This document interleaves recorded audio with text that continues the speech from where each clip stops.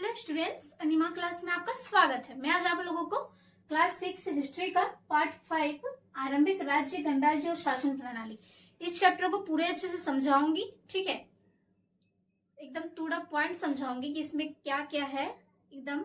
ठीक है, पूरे अच्छे से समझाऊंगी, बहुत ज्यादा लंबा चौड़ा एकदम नोट्स बना नहीं दूंगी, एकदम अच्छे से समझाऊंगी, एकदम टू द पॉइंट। ठीक है, अगर आपको इस चैप्टर का क्लास नोट्स चाहिए या फिर प्रश्नोत्तर वाला वीडियो चाहिए तो आप मेरे एनिमा क्लासेस को ज्वाइन कीजिए, आपको आराम से उसमें क्लास नोट्स मिल जाएगा। और टेलीग्राम से भी आपको क्लास नोट्स आराम से मिल सकता है, या फिर टेलीग्राम से आप हमको एनिमा क्लास को ज्वाइन कर सकते हैं, वहां से आपको क्लास नोट्स मिल जाएगा। ठीक है, यूट्यूब से फिर प्रश्नोत्तर वीडियो भी मिल जाएगा, तो आप कहीं से भी ज्वाइन कर सकते हैं। तो इस चैप्टर में अगर किसी के पास बुक्स नहीं है, ठीक है, तो वो भी सिर्फ मेरे वीडियोस को और लेक्चर नोट्स को और क्या बोलते हैं प्रश्नोत्तर वीडियो को देख ले तो भी उनका प्रिपरेशन बहुत अच्छे से हो जाएगा, स्पेशली फॉर बॉयज, क्योंकि जो गवर्नमेंट स्कूल है वहां पे बॉयज लोगों को बुक्स जल्दी अवेलेबल नहीं हो पाता है। तो आप एनिमा क्लास को ज्वाइन कीजिए, आपको वहां पे हर एक वीडियो अच्छे से मिल जाएगा, लेक्चर वीडियो मिल जाएगा, क्लास नोट्स भी मिल जाएगा और प्लस प्रश्नोत्तर वीडियो भी मिल जाएगा। ठीक है, उसमें fill in the blanks, mention the following, मतलब सारा कुछ मिल जाएगा। बस आपको एनिमा क्लास को ज्वाइन करना पड़ेगा। तो इस चैप्टर में को स्टार्ट करने से पहले मैं आप लोगों को बताती हूँ कि इसमें आप लोगों को क्या क्या पढ़ना है। महत्वपूर्ण बिंदु पहला है स्रोत। यहाँ पे स्रोत का मतलब है कि जैसे आर्य समाज का आर्थिक जीवन, सामाजिक जीवन जो था, या फिर वो कैसे विकसित हुआ, कैसे उसका राज्य जो है वो बड़ा हुआ, ये सारे जानकारी जो है वो किस स्रोत से मिलते हैं। यानी स्रोत जो है यानी कि सोर्स, ये सारी जानकारी का क्या सोर्स है, जैसे कि पुराण, ठीक है, फिर बौद्ध धर्म, जैन धर्म का बौद्ध ग्रंथ, ठीक है, ये सब सारे चीजों का जैन धर्म, बौद्ध धर्म ग्रंथ, पुराण, ये सब सोर्स है। सोर्स से ही हम लोगों को सारी चीजों के बारे में जानकारी मिलता है, तो यही सब सोर्स को स्रोत कहा जाता है। सोर्स मतलब स्रोत। ठीक है, नेक्स्ट हम लोग का जनपद और महाजनपद। जनपद और महाजनपद के बारे में मैं आप लोगों को अच्छे से बताऊंगी कि जनपद किसे कहते हैं और महाजनपद किसे कहते हैं। ठीक है, डिफरेंस के बारे में। फिर नेक्स्ट है गणराज्य। गणराज्य का मतलब यहाँ पे है, गणराज्य के बारे में भी अच्छे से बताऊंगी। यहाँ गणराज्य का मतलब है कि जो शासन शक्ति है, यानी कि शासन प्रणाली जो चलाने का है, इसमें लोग जो है वो अपने किसी निर्वाचित राजा या फिर निर्वाचित सभा को चुनते थे और फिर शासन प्रणाली को अच्छे से चलाया जाता था। ठीक है, फिर चौथा पॉइंट हम लोग का राजतंत्रीय शासन प्रणाली। फिर राजतंत्र शासन प्रणाली के बारे में बताऊंगी कि इसमें राजतंत्र शासन प्रणाली किस प्रकार चला जाता था, यानी कि वंशानुगत शासन प्रणाली। राजतंत्रीय शासन प्रणाली मतलब वंशानुगत शासन प्रणाली। ठीक है, इस बारे में बहुत अच्छे से डिटेल में बताऊंगी। फिर नेक्स्ट है राजनीतिक, आर्थिक और सामाजिक जीवन। उस टाइम पे लोगों का राजनीतिक जीवन, आर्थिक जीवन और सामाजिक जीवन किस प्रकार का था, इसके बारे में पूरा डिटेल में समझाऊंगी। फिर उसके बाद मैं आप लोगों को एक केस स्टडी के बारे में बताऊंगी, यानी कि इतिहासकारों ने एक केस स्टडी के बारे में हम लोगों को क्या क्या बताया है। फिर लास्ट पार्ट का सार, इस पूरा चैप्टर में मैंने आप लोगों को क्या क्या पढ़ाया, इसमें उसको की नोट्स में बताऊंगी। ठीक है, यानी कि पूरा एकदम की नोट्स में एकदम पॉइंट में, ठीक है, टू द पॉइंट में बताऊंगी लास्ट में पार्ट का सार में। ठीक है,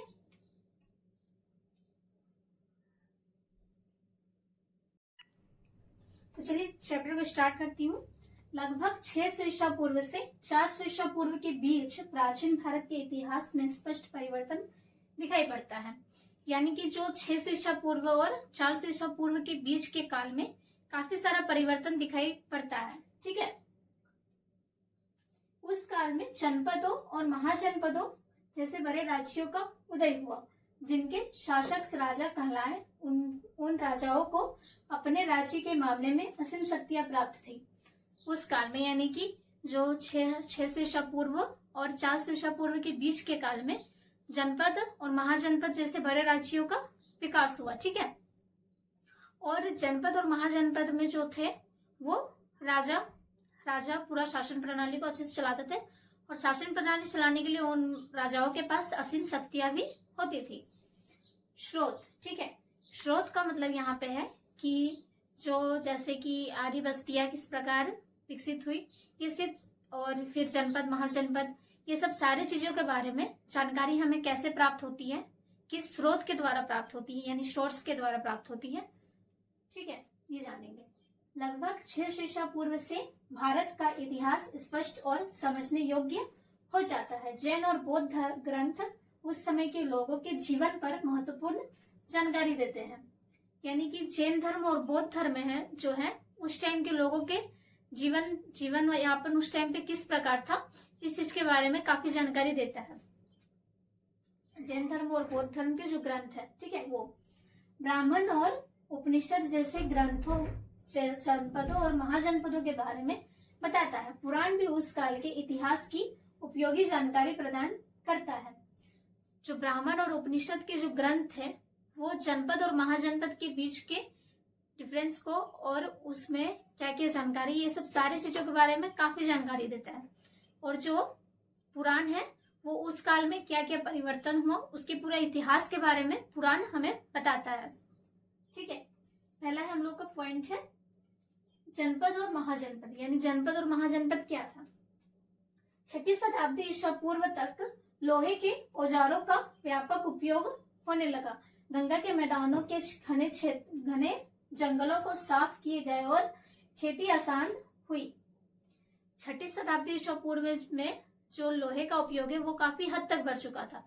यानी मैं आप लोगों को बता चुकी हूँ कि पहले जो था वो लोग जो थे वो पत्थरों का औजारों का उपयोग करते थे। ठीक है, जो खुरदरे होते थे, फिर धीरे धीरे खुरदरे को फिर धीरे धीरे पॉलिशदार औजार बनाने लगे, चिकने औजार बनाने लगे, धीरे धीरे फिर नोकीले औजार बनाने लगे। ठीक है, फिर जैसे जैसे आगे बढ़ते गए, समय बीतते गया, तो जो लोग थे, आदिमानव जो थे, वो पत्थर के औजार को छोड़ करके लोहे का औजार का उपयोग करने लगे। तो 6वीं शताब्दी में जो लोहे का उपयोग जो था वो काफी हद तक बढ़ चुका था। ठीक है, उस टाइम पे खेती का भी जो कार्य था वो काफी हद तक बढ़ चुका था। गंगा क्षेत्र के काफी इलाकों में जहाँ पे काफी ज्यादा जंगल होता था, उन जंगलों को साफ करके और जो आदिमानव थे वो जंगल को साफ करके और उस जमीन पे खेती करना स्टार्ट कर दिए थे। ठीक है, आर्य बस्तियां बड़े क्षेत्रों में फैल गई, जिन्हें जनपद कहा गया। प्रत्येक जनपद किसी एक जनजाति का होता था। बड़े और शक्तिशाली जनपद महाजनपद कहलाए। बौद्ध ग्रंथों के अनुसार उस समय 16 महाजनपद कहलाए। कुछ राज्यों को गणराज्य संघ कहा जाता था। आर्य बस्तियां जो है वो काफी हद तक बढ़ चुकी थी। यानी कि उस टाइम पे जो आर्य थे वो भारत आए थे। ठीक है, तो भारत आने के बाद वो उत्तर भारत में उनका जो विस्तार है वो काफी हद तक बढ़ चुका था। यानी कि हिमालय से विंध्याचल तक काफी हद तक बढ़ चुका था। तो उत्तर भारत में इतना ज्यादा उन लोग का जो डेवलपमेंट है वो इतना ज्यादा विकसित हो चुका था उस टाइम पे कि इतना ज्यादा बढ़ने के कारण उन्हें जनपद कहा गया। ठीक है, उस राज्य को जनपद कहा गया। और प्रत्येक जनपद जो था उसमें वो जनजाति का होता था। ठीक है, यानी कि जो प्रत्येक जनपद है वो किसी एक जनजाति का होता था। यानी कि जो जनपद था वो एक जनजाति का होता था। यानी कि किसी एक जनजाति को जनपद कहा जाता था। और जो उस जनजाति में जो सबसे बड़े और शक्तिशाली जो थे जनपद, वो उस जनपद को महाजनपद कहा जाता था। यानी कि जो सबसे बड़े थे और सबसे शक्तिशाली थे, यानी जो बलवान थे, ठीक है, जो जनपद, उन जनपदों को महाजनपद कहा जाता था। उस टाइम पे जो था वो कुल 16 महाजनपद था। कुल 16 महाजनपद था। और कुछ राज्यों को उस टाइम पे गणराज्य और संघ कहा जाता था। ठीक है, अधिकतर महाजनपद किलों से घिरे होते थे और उनकी अपनी राजधानी होती थी। किले बाहरी आक्रमणों से सुरक्षा के लिए बनाए जाते थे। और जो ज्यादातर जो महाजनपद था, उनके महाजनपद को जो था वो पूरे चारों तरफ से किलों से घेरा जाता था। क्यों किलों से घेरा जाता था? ताकि बाहरी आक्रमणकारियों से बचा जा सके, यानी कि आतंकवादियों से बचाया जा सके महाजनपदों को। ठीक है, और उस टाइम पे जो महाजनपद था उसका एक अलग से अपना राजधानी होता था। यानी कि वो अपना राजधानी उसका अलग होता था। ठीक है, शासन के प्रकार। तो 6वीं शताब्दी में जो था, 6वीं शताब्दी यानी कि 600 ईसा पूर्व से 400 ईसा पूर्व के बीच में का जो काल था, उस टाइम पे शासन का प्रकार भी 2 टाइप का था। पहला था राजतंत्र, ठीक है, जिसमें वंशानुगत टाइप से शासन प्रणाली को चलाया जाता था। यानी कि अगर कोई राजा बना है तो फिर उसका बेटा ही, यानी कि आने वाला जनरेशन ही राजा बनेगा, ठीक है। यानी कि उसका जो अगर 2-4 बेटा है तो उसका बड़ा बेटा राजा बनेगा, या फिर सिर्फ एक अकेला है तो फिर वही राजा बनेगा। लेकिन जन्म के आधारित ही राजा बनाया जाता था, यानी कि शासन प्रणाली को अच्छे से चलाया जाता था, उसे राजतंत्र कहा गया। फिर गणराज्य, गणराज्य में निर्वाचित सभा और निर्वाचित लोग का चुनाव किया जाता था, ठीक है। यानी कि जो लोग थे उस टाइम पे वो किसी सभा को चुन लेते थे कि यही शासन प्रणाली को आगे चलाएगा, या फिर कोई निर्वाचित व्यक्ति को चुन लिया जाता था। इसमें वंशानुगत टाइप का कुछ शासन प्रणाली था नहीं, लोकतंत्र भी नहीं था, लेकिन राजा उस टाइम चुना भी जाता था तो जिसको चुना जाता था वो निर्वाचित सदस्य को ही चुना जाता था राजा बनने के लिए, ठीक है। राजतंत्र, वंशानुगत, राजा सम्राट द्वारा शासन चलाना, ठीक है। गणराज्य, निर्वाचित सभा द्वारा शासन या निर्वाचित राजा द्वारा शासन चलाना, निर्वाचित सभा या फिर निर्वाचित राजा द्वारा, ठीक है। आप लोग इसको अच्छे से नोट डाउन कर लीजिए। उसके बाद नेक्स्ट है हम लोग का गणराज्य। गणराज्य के बारे में मैं आप लोगों को बता चुकी हूँ। गणराज्य में क्या होता है कि शासन प्रणाली जो है वो किसी निर्वाचित सदस्य या फिर निर्वाचित सभा द्वारा होता है, ठीक है। मिथिला और वैशाली क्षेत्रों के बारे में जानकारी मिलती है। ये क्षेत्र गणराज्य प्रणाली पर आधारित थे। मिथिला और वैशाली के जो कई क्षेत्र हैं वो जो है वो गणराज्य पर आधारित थे, यानी कि यहाँ पे जो शासन प्रणाली जो था वो गणराज्य पर आधारित था, यानी कि किसी निर्वाचित सभा या फिर निर्वाचित राजा द्वारा शासन चलाया जाता था। प्रशासनिक और न्यायिक कार्य सभा में होते थे, और जो सभा में प्रशासनिक और निर्वाचित कार्य होते थे, यानी कि जो प्रशासनिक का जो कार्य वगैरह होता था और निर्वाचित यानी कि जो निर्णय का जो कार्य होता था वो सभा में होता था। कानून बनाने के लिए भी सभा की बैठक होती थी। लोगों द्वारा एक मुखिया चुना जाता था, इस मुखिया को राजा कहते थे। यह सभी बैठकों की अध्यक्षता करता था। कानून बनाने के लिए भी राजा का चुनाव किया जाता था, है ना, बैठक होती थी। गणराज्य में मैं आप लोगों को बता चुकी हूँ ना कि सदस्यों द्वारा चुनाव होता था, तो सबसे पहले कानून बनाने के लिए भी बैठक होती थी, फिर उनमें से एक मुखिया को चुना जाता था जो राजा होता था, ठीक है। फिर वो शासन प्रणाली को अच्छे से चलाता था, सारी अध्यक्षता को करता था। नेक्स्ट पॉइंट है राजतंत्र शासन प्रणाली। राजतंत्र शासन प्रणाली के बारे में बताऊंगी। इसमें 4 प्रमुख राज्य थे। राजतंत्र शासन प्रणाली में 4 प्रमुख राज्य थे। पहला अवंती, दूसरा वत्स, तीसरा कौशल, चौथा मगध, ठीक है। अवंती की राजधानी उज्जैन थी। वत्स मगध के उत्तर पश्चिम में स्थित था। वत्स की राजधानी कौशंबी थी। अवंती का जो राजधानी था वो उज्जैन था, ठीक है। और जो वत्स था यानी कि जो दूसरा राज्य था राजतंत्र शासन प्रणाली में, वो वत्स जो था वो क्या नाम था, मगध के उत्तर पश्चिम में स्थित था। जो वत्स था मगध के उत्तर पश्चिम में स्थित था, और उसका जो राजधानी था वो था कौशंबी। कौशल में वर्तमान वाराणसी, अयोध्या और आसपास के क्षेत्र शामिल थे। मगध क्षेत्र आज के बिहार में स्थित था। कौशल जो है वो वर्तमान में वाराणसी, अयोध्या और आसपास के क्षेत्र में शामिल थे। उस टाइम पे अभी के वर्तमान के वाराणसी, ठीक है, और अयोध्या और उसके आसपास क्षेत्र में शामिल थे जो कौशल जो था, ठीक है। कौशल मगध क्षेत्र आज के बिहार में स्थित था। मगध जो था वो आज के बिहार में यानी वर्तमान में जिसे बिहार कहा जाता है वहां पे मगध स्थित था। तो आप लोगों को बुक में इतना ही दिया हुआ है, ठीक है। इसको आप लोग अच्छे से नोट डाउन कर लीजिए। नेक्स्ट पॉइंट है हम लोग का स्टूडेंट्स राजनीतिक, आर्थिक और सामाजिक जीवन। यानी कि उस टाइम पे जो आर्य लोग थे यानी कि आदिमानव जो लोग थे उन लोगों का राजनीतिक, आर्थिक और सामाजिक जीवन किस प्रकार का था। पहला राजनीतिक व्यवस्था यानी कि वहां का राजनीतिक व्यवस्था किस प्रकार का था।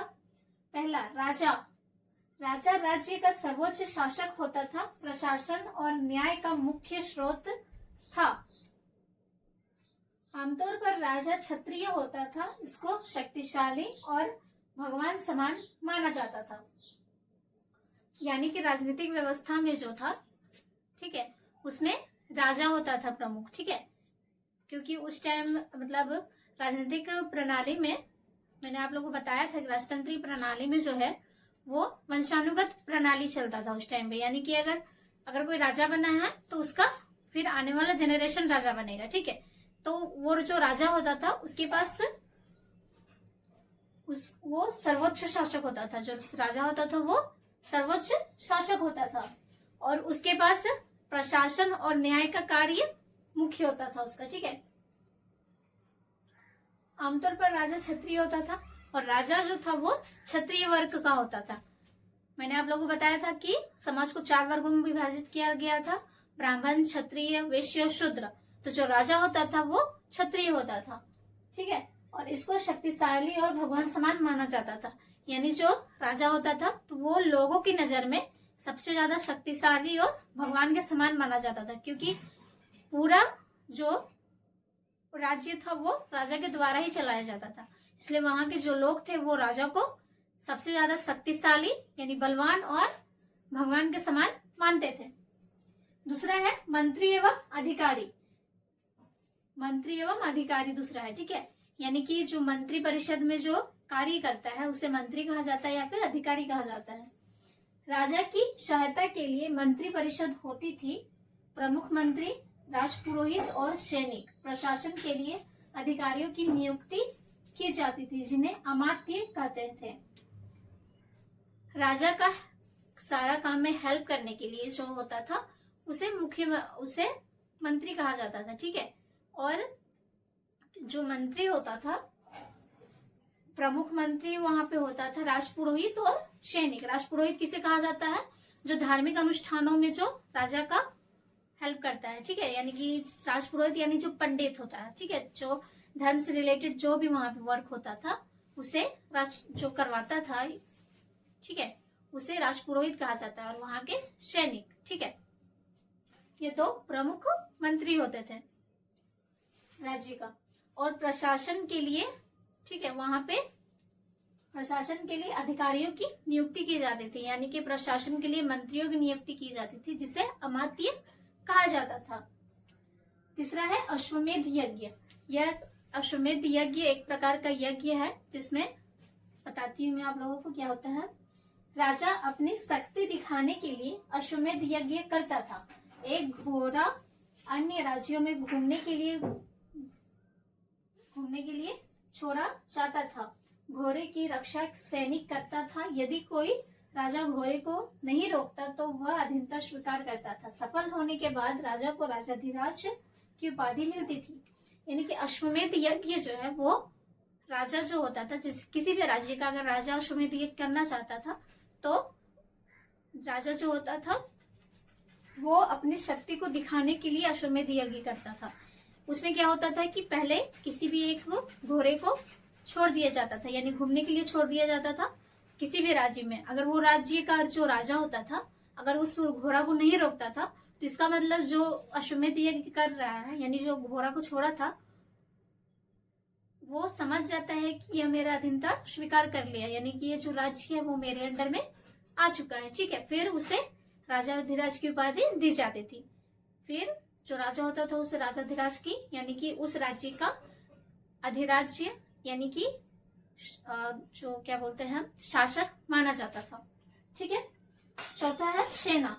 राजा के पास एक विशाल सेना होती थी। इसमें रथ और हाथी शामिल थे। अजातशत्रु के पास विशेष रथ मुशल था जो युद्ध में बहुत प्रभावी था। उसके बाद हम लोग का नेक्स्ट है सेना। राजा के पास सेना होती थी जो अनेक लड़ाइयों के लिए इस्तेमाल में लाया जाता था, ठीक है। इसमें पहले के जो सैनिक लोग रहते थे उसमें रथ और हाथी रहते थे, ठीक है।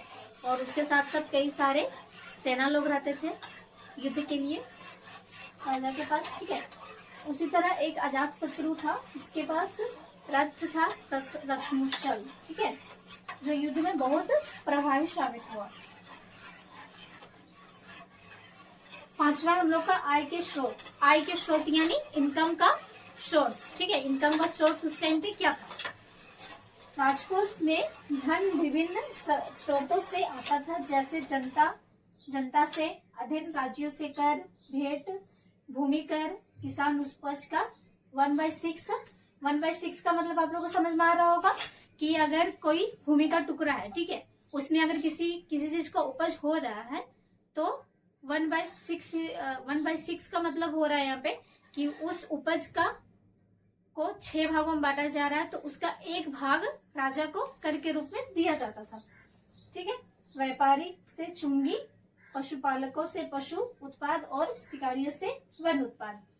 यानी कि उस टाइम पर जो आर्य का स्रोत था, ठीक है, वो राजकोष यानी जहाँ पे राजा का जो गोदाम होता था वहां पे वो धन जमा करता था। तो किससे करता था? जो जनता द्वारा जो वस्तुओं से जो कर आता था उससे, ठीक है।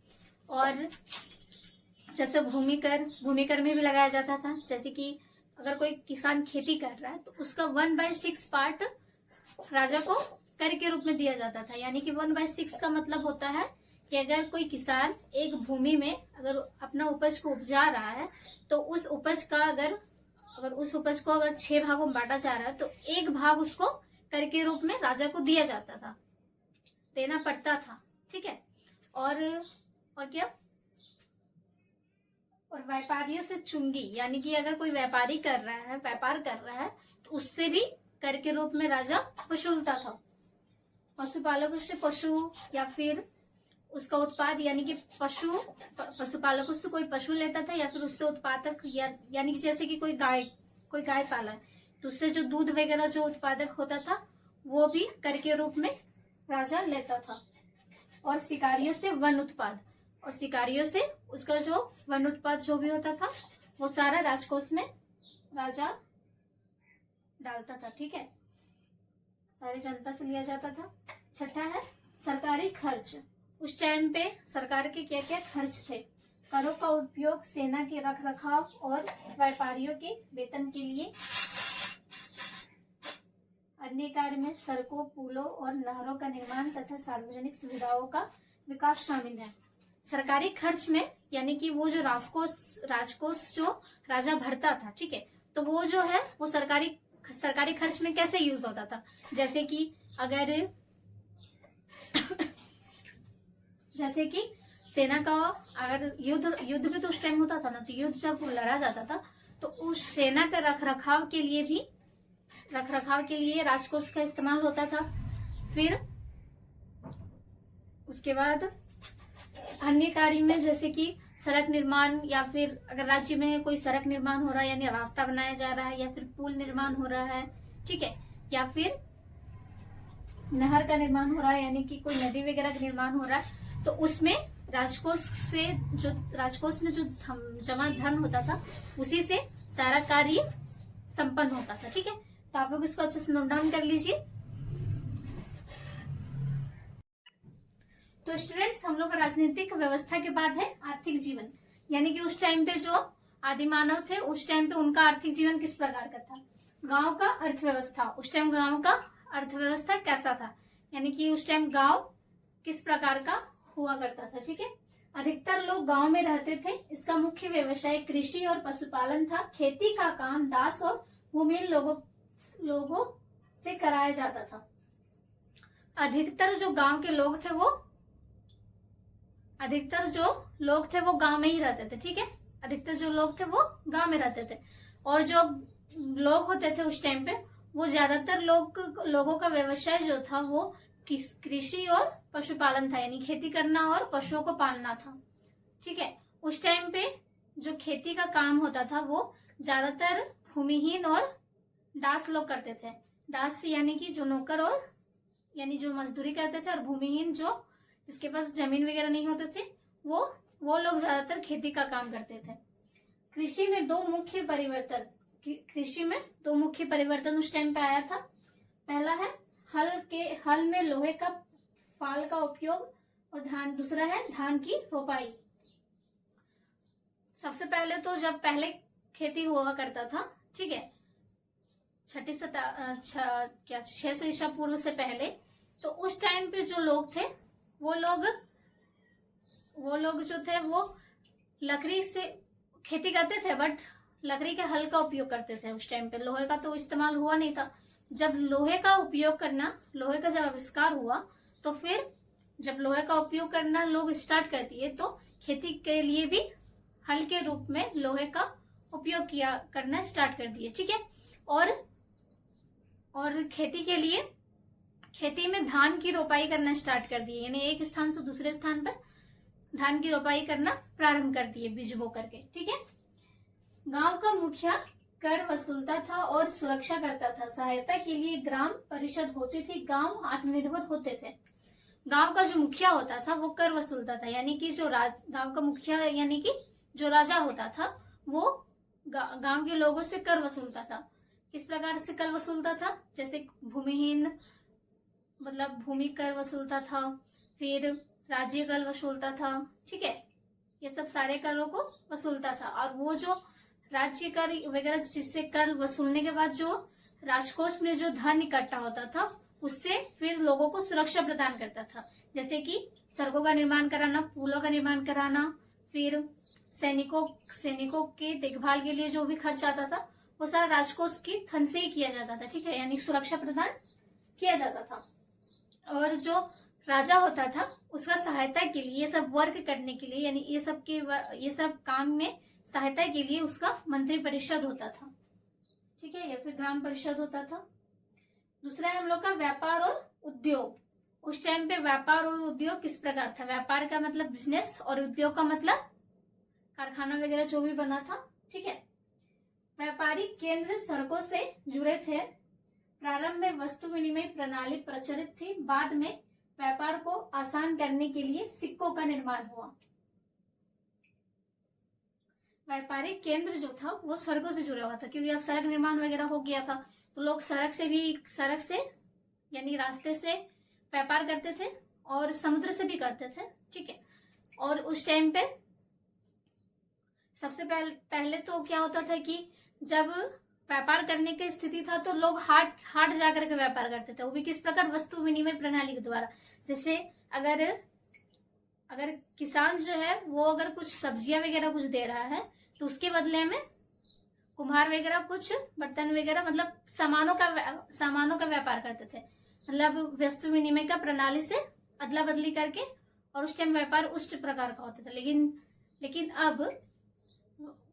अब सिक्कों का इस्तेमाल किया जाने लगा। कौन कौन से सिक्कों का? सिक्के तांबे चांदी के टुकड़ों पर ठप्पा लगाकर बनाए जाते थे। समुद्री व्यापारी भी होता था। तो अब सिक्कों का इस्तेमाल होने लगा, तो तांबे के सिक्के और चांदी के सिक्के प्रचलन हो गए थे, ठीक है। प्रमुख बंदरगाह व्यापार के लिए भृगुकच्छ, जिसे भरोच कहा जाता है, और सोपारा था। यानी कि प्रमुख बंदरगाह यानी कि जो समुद्री मार्ग से जो व्यापार किया जाता था उसमें दो प्रमुख बंदरगाह थे, भृगुकच्छ यानी कि भरूच शहर, और दूसरा था सोपारा। तीसरा है हम लोग का प्रमुख नगर। उस टाइम में प्रमुख नगर कौन कौन से थे, यानी प्रमुख शहर जो थे? बौद्ध साहित्य में कई नगरों का उल्लेख मिलता है।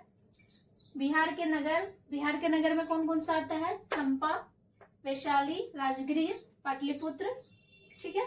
उत्तर प्रदेश के नगर में आता है वाराणसी, अयोध्या, मथुरा और कौशाम्बी, ठीक है। उत्तर प्रदेश में आता है उज्जैन। अन्य प्रमुख केंद्र में आता है ताम्रलिप्ति, ठीक है। यहाँ पे थोड़ा सा मिस्टेक हो गया है, यहाँ पे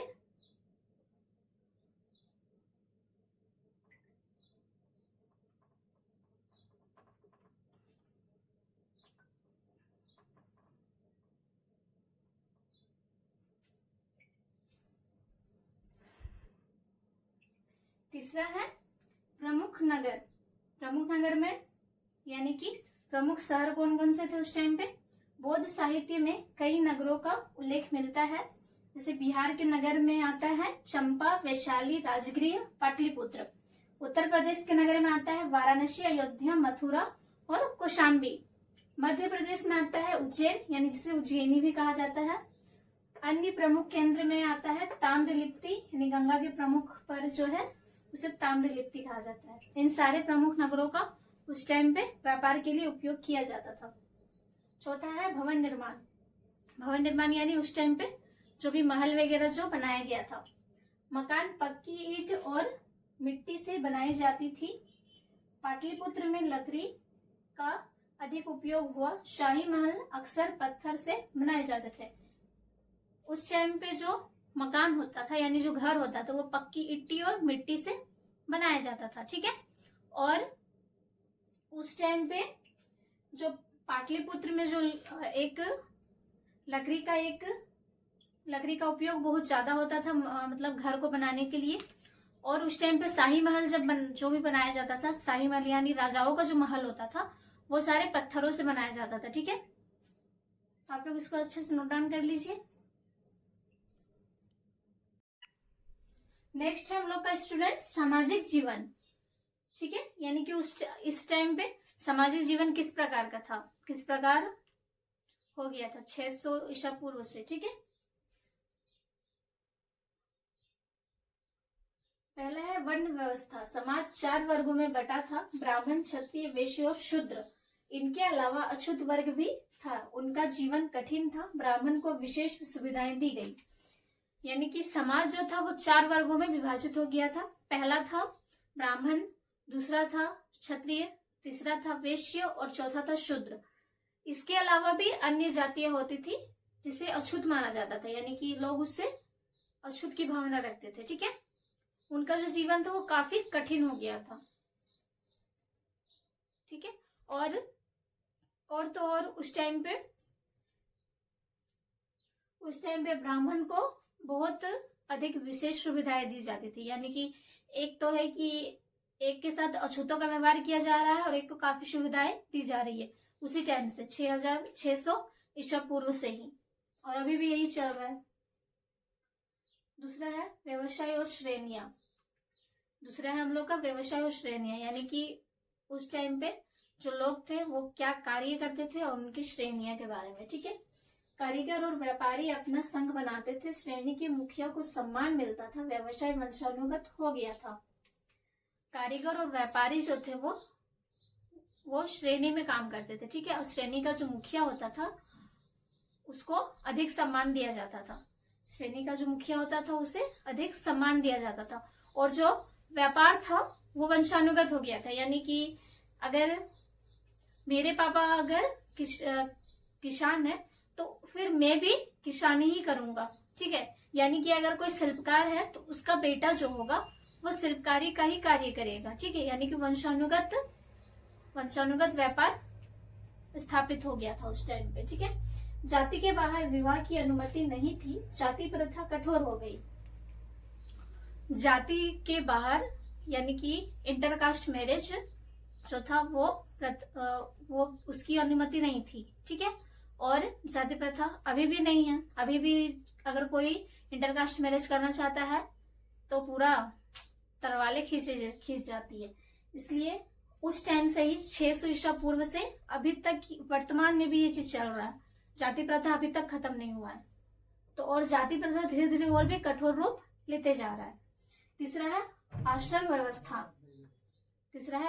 व्यवस्था। यानी कि लोगों को किस किस आश्रम में यानी कि किस किस रूप में आया। जीवन को 4 आश्रमों में बांटा गया। यानी जीवन काल चक्र को 4 आश्रमों में बांटा गया। पहला है ब्रह्मचर्य आश्रम, शिक्षा और चरित्र निर्माण। पहला है ब्रह्मचर्य आश्रम जिसमें शिक्षा लेना और चरित्र निर्माण करना अनिवार्य है, ठीक है। दूसरा है गृहस्थ आश्रम, विवाह और परिवार। दूसरा है हम लोग का गृहस्थ आश्रम, यानी कि इस टाइम पे यानी कि इस एज में लोग विवाह करते थे और अपना गृहस्थी बसाते थे। तीसरा है वानप्रस्थ आश्रम, ईश्वर की आराधना, वन जीवन। इसमें जो तीसरा में होता था वानप्रस्थ जीवन, इसमें ईश्वर की आराधना किया जाता था और वन जीवन के रूप में बिताया जाता था। संन्यासी आश्रम, मोह माया त्याग तपस्वी जीवन। इसमें संन्यास आश्रम यानी इस टाइम पे लोग सन्यासी हो जाते थे, यानी दुनिया की मोह माया से दूर, ठीक है, सन्यासी जीवन बिताना। चौथा है महिलाओं की स्थिति। इस टाइम पे 600 ईसा पूर्व से जो महिलाओं की स्थिति थी, ठीक है, उसके बारे में जानेंगे। स्थिति प्रारंभिक वैदिक काल से खराब हो गई। मैंने आप लोगों को बताया था कि प्रारंभिक वैदिक काल में जब स्टार्टिंग में जब भारत आए थे, जब वैदिक संस्कृति स्टार्ट हुई थी, तो उस टाइम पे जो महिलाएं थी उनका जो उन्हें बहुत अधिक सम्मान दिया जाता था, ठीक है, और उन्हें अपने हस्बैंड के साथ यानी कि जो शौहर होते थे उनके साथ धार्मिक अनुष्ठानों में वो बैठते थे, साथ में ही मतलब सारा कुछ धर्म से रिलेटेड सारा कुछ वर्क करते थे, ठीक है। और तो उस टाइम पे बाल विवाह और घूंघट प्रथा वगैरह भी कुछ नहीं था, बट 600 ईसा पूर्व से जो महिलाएं थी उनकी स्थिति काफी खराब हो गई। जैसे कैसे खराब हुई? जैसे संपत्ति का अधिकार नहीं था, विधवा विवाह नहीं होता था, बाल विवाह और बहु विवाह प्रचलित था।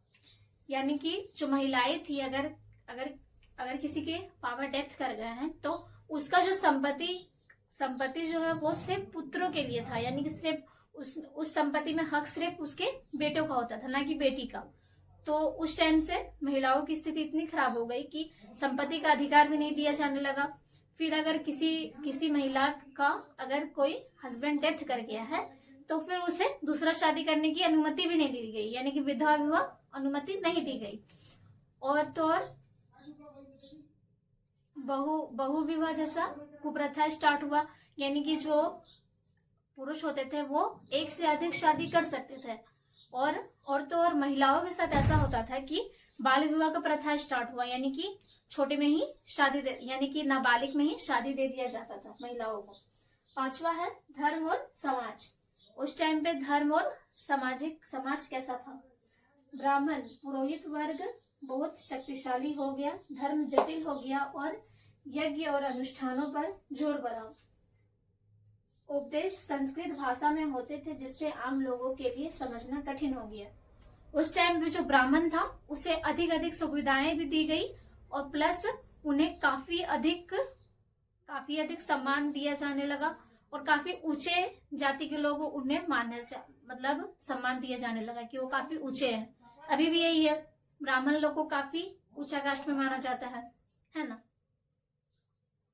और धीरे धीरे करते करते ऐसे ही धर्म जो है वो काफी जटिल हो गया और लोग जो थे वो यज्ञ और अनुष्ठान में काफी ध्यान देने लगे, ठीक है, यानी धार्मिक रीति रिवाजों में काफी ध्यान देने लगे। उपदेश जो था जैसे वैदिक मतलब रामायण वगैरह जो भी जिसमें उपदेश दिया जाता है वो सब सारा चीज संस्कृत में हो गया, जिससे लोगों को उसे समझने में काफी ज्यादा कठिनाई होने लगी आम लोगों को, ठीक है। ब्राह्मण लोग तो समझ लेते थे बट जो आम जनता होते थे उन लोगों को काफी मुसीबतों का सामना करना पड़ा, यानी उन्हें समझने के लिए, क्योंकि सरल भाषा में तो था नहीं, संस्कृत भाषा में था। छठा है नए धर्मों का उदय। फिर इसके बाद जब धर्म ऐसा हो गया तो फिर नए धर्मों का भी उदय होना स्टार्ट हो गया। लोग सरल धर्म की ओर आकर्षित हुए। महावीर और गौतम बुद्ध के अनुयायी बढ़े। इन दोनों ने सरल भाषा में उपदेश दिए जो लोगों को समझने में आसानी हुई, यानी कि अन्य धर्म में जो लोग थे वो धीरे धीरे उधर अट्रैक्ट होना स्टार्ट हो गए, क्योंकि वो जो धर्म था वो आसान लगने लगा। जैसे कि महावीर और भगवान बुद्ध के जो अनुयायी थे वो उधर चले गए, ठीक है, यानी कि भगवान बुद्ध के उपदेशों के साथ चले गए और महावीर जैन के उपदेशों के साथ चले गए, क्योंकि इन लोग दोनों का जो भाषा था वो काफी सरल था, जिसकी वजह से लोगों को आसानी से समझ में आने लगा था, ठीक है। तो आप लोग इसको अच्छे से नोट डाउन कर लीजिए।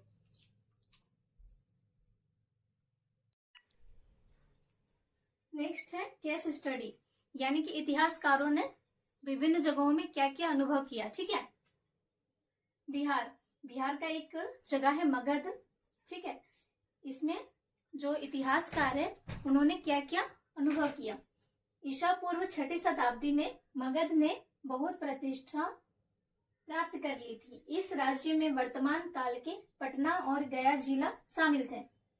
यानी कि जो छठी शताब्दी ईसा पूर्व में जो मगध है वो काफी अधिक प्रतिष्ठित हो गया था, यानी काफी मशहूर हो गया था। ठीक है।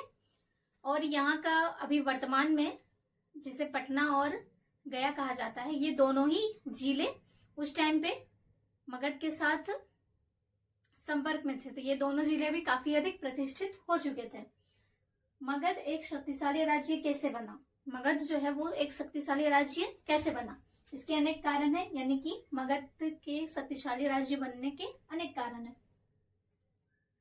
पहला है, इसके पास उपजाऊ मैदान थे जिसमें विभिन्न प्रकार की फसलें पैदा होती थी। शासकों को बहुत बड़ी मात्रा में भू राजस्व तथा अन्य कर मिलते थे। आय का उपयोग विशाल सेनाओं को रखने के लिए किया जाता था। मैंने आप लोगों को बताया था कि जो राजा है वो जनता से अलग अलग रूप में कर वसूलते थे, जैसे कि भूमि कर, ठीक है।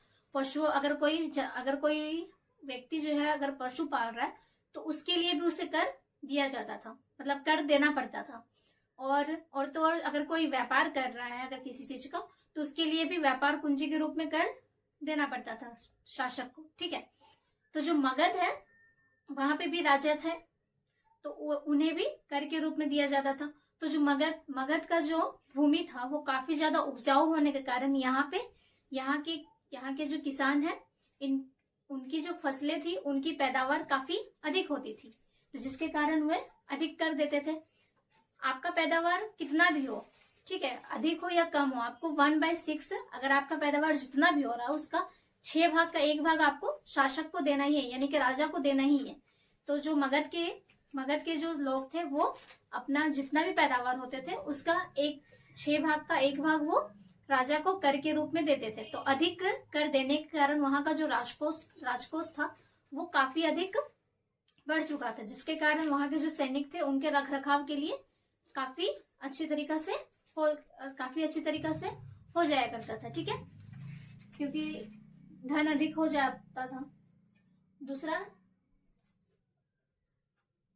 मगध के पहाड़ी इलाकों में काफी अधिक मात्रा में लोहा पाया गया। उसका उपयोग कई प्रकार की चीजें बनाने में किया जाता था, कृषि के औजार तथा हथियार। मगध की सेना शस्त्रों से पूरी तरह लैस थी। मगध का जो पहाड़ी इलाका है उसमें काफी अधिक लोहा पाया जाने लगा, जिसके कारण वहां लोहा से काफी सारे चीजों का उत्पादन होने लगा। ठीक है, जैसे कि किसानों के लिए हल। ठीक है, मैंने आप लोगों को बताया था कि जो किसान है वो पहले लकड़ी के हल का उपयोग करते थे, फिर धीरे धीरे जब लोहा का इस्तेमाल होने लगा तो वो लोहे का उपयोग करते थे। लेकिन जो मगध है, मगध के पहाड़ी इलाकों में लोहा कुछ अधिक मात्रा में ही पाया जाता था, जिसके कारण उसका उपयोग हल के साथ साथ काफी सारे सैनिकों के लिए हथियार बनाने के लिए भी इस्तेमाल में आया जाया करता था। तो जिसके कारण वहां के जो सैनिक थे वो काफी अधिक प्रबल थे। ठीक है, ये भी एक कारण है मगध के शक्तिशाली होने का।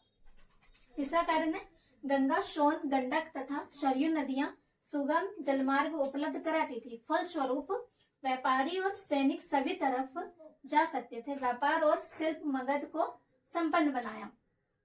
यानी जो गंगा, सोन नदी और गंडक नदी जो है उसका जो जलमार्ग है वो काफी सुगम था, यानी कि उससे व्यापार के लिए जो लोग थे वो काफी अच्छी तरीके से, मतलब कोई प्रॉब्लम नहीं होता था आने जाने में। तो व्यापार जो वो था वो काफी सुगम तरीका से हो जाया करता था। तो जिसके कारण भी जो मगध है वो काफी अधिक शक्तिशाली राज्य बन चुका था, क्योंकि व्यापार में कोई दुविधा होती ही नहीं थी, आराम से लोग आ जाया करते थे। चौथा कारण है, युद्ध में हाथियों का प्रयोग सबसे पहले मगध की सेना ने किया। हाथी नदियों को और घने वनों को सरलता से पार किया गया। इससे मगध को बहुत अधिक सैन्य लाभ मिला। चौथा कारण जो है उसमें मगध जो है वो युद्धों में हाथियों का सबसे पहले इस्तेमाल किया था। ठीक है, क्यों किया था?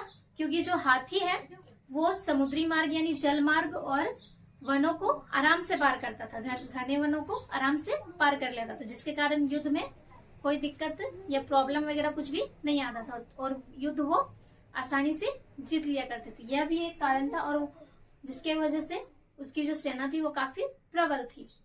तो यह भी एक कारण था मगध के शक्तिशाली होने के पीछे। पांचवा कारण है, मगध के पास एक बड़ा वन क्षेत्र उपलब्ध था, जिससे मगध के लोगों को गाड़ी, रथ और भवन बनाने के लिए लकड़ियां आसानी से प्राप्त हो जाती थी। मगध के पास ही में एक बहुत बड़ा वन क्षेत्र था, यानी कि बहुत बड़ा जंगल था, जिससे उन्हें लकड़ियां आसानी से प्राप्त हो जाती थी और जिससे उन लकड़ियों से वो रथ, गाड़ी, है ना, और फिर जो हथियार, भवन, ये सारे चीजें बनाने के लिए उन्हें काफी सुगम हो जाती थी, यानी काफी आसानी से वो बना लेते थे, क्योंकि पास ही में बहुत बड़ा वन क्षेत्र था। ठीक है, तो आप लोग इसको अच्छे से नोट डाउन कर लीजिए।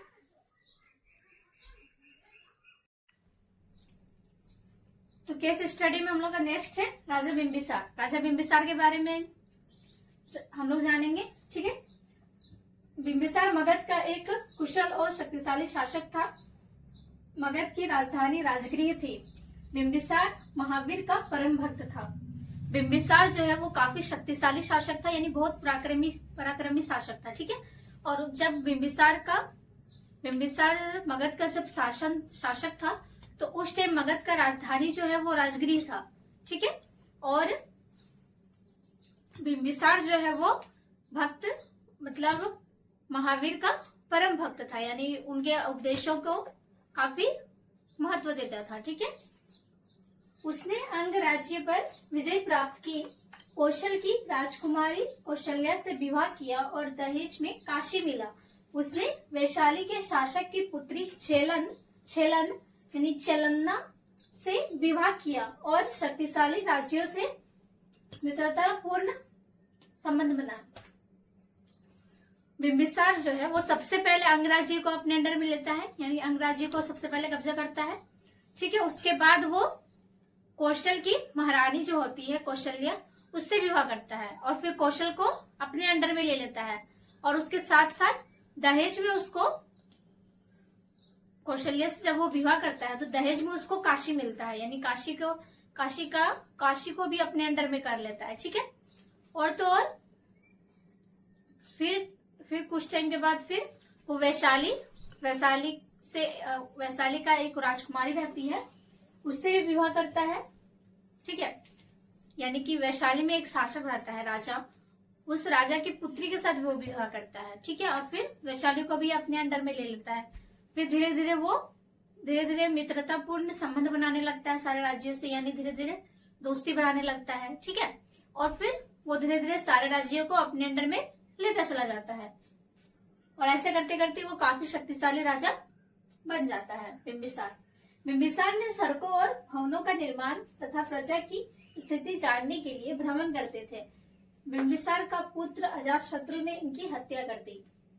जो बिंबिसार है वो काफी कुशल राजा भी था। ठीक है, पराक्रमी तो था ही, प्लस वो काफी कुशल राजा भी था, यानी कि उसका जो राज्य है, ठीक है, उसमें जो भी सड़कें बन रही है या फिर जो भवन निर्माण हो रहा है और तो और जनता की क्या परिस्थिति है, वो किस स्थिति से गुजर रही है, ये सारी चीजों का वो जानकारी रखने के लिए वो भ्रमण करते रहते थे, यानी घूमते रहते थे पूरे राज्य में। ठीक है, और ऐसे ही करते करते उनका एक पुत्र था अजातशत्रु खुद गद्दी में बैठने के कारण बिंबिसार की हत्या कर देता है। तो इसके बाद हम लोग का बिंबिसार के बाद मगध का राजा बनता है अजातशत्रु। थर्ड में हम लोग जानेंगे अजातशत्रु और उसके उत्तराधिकारी, यानी कि अजातशत्रु के बारे में जानेंगे कि अजातशत्रु ने कब तक शासन किया, ये सब के बारे में, और उसका उत्तराधिकारी यानी उसके आने वाले जनरेशन के बारे में। अजातशत्रु लगभग 494 से 462 ईस्वी पूर्व तक शासन किया। ठीक है, अजातशत्रु जो है वो 494 से 462 ईस्वी तक शासन किया, ईसा पूर्व तक। ठीक है, कौशला देवी की मृत्यु के बाद काशी को लेकर कौशल और मगध में युद्ध हुआ। अंत में अजातशत्रु की विजय हुई, वैशाली के लिच्छवियों को हराया, मगध की शक्ति पूरे उत्तर भारत में फैलने लगी। 487 यानी कि 487 में राजगृह में पहली बौद्ध सभा आयोजित हुई। कौशला देवी की मृत्यु के बाद यानी कि जो बिंबिसार की वाइफ है यानी जो अजातशत्रु की जो माँ है उसकी मृत्यु के बाद मगध और काशी में मतलब काशी को लेकर के मगध और कौशल में काफी युद्ध हुआ। ठीक है, यानी काशी को अंडर में खुद के अंडर में लेने के कारण कौशल और मगध में काफी युद्ध हुआ। ठीक है, और वो युद्ध में लास्ट में जो विजय होता है वो होता है अजातशत्रु, यानी कि अजातशत्रु उसमें विजय होता है और फिर काशी को अपने अंडर में ले लेता है। ठीक है, उसके बाद फिर वैशाली की लिच्छवियों को हराता है। जो अजातशत्रु है एक जनजाति थी वैशाली में, लिच्छवी जनजाति, उसको हराता है, फिर वैशाली को भी अपने अंडर में ले लेता है। ठीक है, और फिर मगध की शक्ति पूरे भारत में फैलने लगती है। ऐसे ही करते करते अजातशत्रु जो है अपने ही पापा की तरह धीरे धीरे सारे राज्यों को अपने अंडर में लेता है और धीरे धीरे उत्तर भारत में जो मगध की जो शक्ति है वो पूरे उत्तर भारत में फैलने लगती है। ठीक है, उसके बाद फिर ऐसे ही करते करते जब फैलने लगती है तो सबसे पहली जो बौद्ध सभा बैठक होती है वो 487 ईस्वी में होती है, ईसा पूर्व में। ठीक है, 487 ईसा पूर्व में राजगृह में पहली बैठक सभा आयोजित होती है, राजगृह में होती है। कहाँ होती है? राजगृह में। अजातशत्रु के बाद उसका पुत्र उदयन राजा बना। इसका शासन लगभग 460 से 444 ईसा पूर्व तक रहा। इसने पाटलिपुत्र की स्थापना की। पाटलिपुत्र मगध की नई राजधानी बना। अजातशत्रु के बाद जो है उसका पुत्र फिर गद्दी पे बैठता है, यानी कि उदयन बैठता है गद्दी पे। ठीक है, उसका पुत्र का नाम था उदयन। वो फिर राजगद्दी पे बैठता है। उसका शासन काल जो है वो 460 से 444 ईसा पूर्व तक चला था। ठीक है, और तो और